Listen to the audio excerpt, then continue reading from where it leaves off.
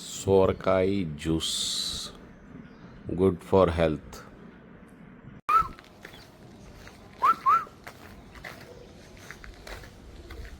Morning breakfast. ఇవాళ లంచ్లో boiled eggs and chutney, ములక్కాయ టమాటా. యాక్చువల్గా ఇది వాళ్ళ లాస్ట్ డే చికెన్ ఫ్రై.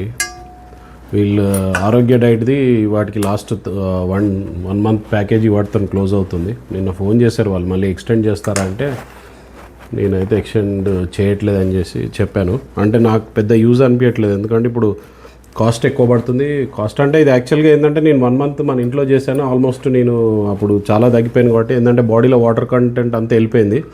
ఇప్పుడు ఓన్లీ ఫ్యాట్ బర్న్ కావాలి కాబట్టి కొద్దిగా లేట్గా బర్న్ అవుతుంది. సో ఈ మంత్ వీళ్ళ ప్యాకేజ్ ప్రకారంగా వచ్చేసి 3.5 kg తగ్గాము. యాక్చువల్లీ నేను చేసేది 1 meal కాబట్టి ఇంటర్మీడియట్ కంటే ఎక్కువ, ఎందుకంటే మధ్యాహ్నం 1 time తింటాను. మళ్ళీ నెక్స్ట్ 24 hours వరకు ఏముండదు కాబట్టి ఓన్లీ లిక్విడ్ ఏదైనా కాఫీ అది తాగుతాను కాబట్టి అప్పుడప్పుడు మధ్యలో ఒక 3 or 4 days నైట్ ఆకలి వేసినప్పుడు తినేసాను. అది కూడా 6 before తింటాను కాబట్టి ఇంటర్మీడియట్ కింద ఉంటుంది కాబట్టి 3.5 kgs ఆటోమేటిక్గా లాస్ అవుతుంది. సో అందుకనే వద్దని చెప్పాను. సో ఈ ఆయిల్ అయితే తెప్పించేసాను ఇవాళ. ఇది కొబ్బరి నూనె యాక్చువల్గా మన ఇంట్లో కూడా ఉంటుంది, మనం పట్టిస్తాము. ప్లస్ ఇది ఒకటి ఇడ్లీ పౌడర్ అని ఉంటుంది. ఇప్పుడు వీళ్ళు చేసే ఈ దోశ ఐటమ్ కానీ ఏది కానీ ఈ పౌడర్తో మనం ఇంట్లో చేసుకోవచ్చు. ఇది వచ్చేసి 1000 rupees పడుతుంది 1 kg. సో డైలీ 100 grams మనం ఇడ్లీ కానీ దోశ కానీ ఇలాంటి వాళ్ళు పంపించిన ఎన్ని రోజులు మీరు చూసిన వెరైటీస్ అన్నీ దీంతోనే చేస్తారు.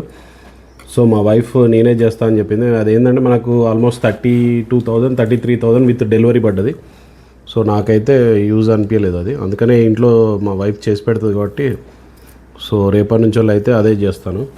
ఇది ఆయిల్ అయితే మనం ఏంటంటే డైలీ 50 grams కానీ 60 grams కానీ మనం తాగుతూ ఉండాలి డైలీ. దీంతోనే మనకు యాక్చువల్గా కోకోనట్ ఆయిల్తోనే మనకు ఫ్యాట్ బర్న్ అవుతుంటుంది. మెయిన్ ఇంగ్రీడియంట్ ఇది. ప్లస్ వచ్చేసి లెమన్, డైలీ 3 lemon కంపల్సరీ వాడాలి. Plus 4 to 5 liters water compulsory తీసుకోవాలి. అది వెయిట్ లాస్లో బాగా యూజ్ అవుతుంది.